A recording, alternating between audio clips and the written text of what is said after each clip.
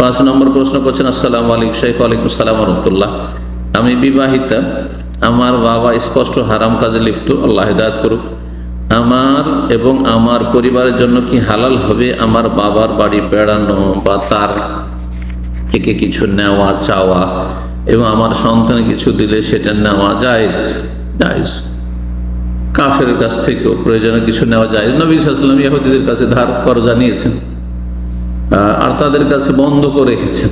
জি, সুতরাং যখন কাফের সাথে লেনদেন আদান প্রদান পার্থিব জায়েজ, তখন মুসলিম সমাজের যারা খারাপ, বিশেষ করে বাবা মা যতই খারাপ হোক, তাদের সাথে চলাফেরা, তারা কিছু দিলে নিয়ে নেওয়া জায়েজ, কোনো অসুবিধা নেই।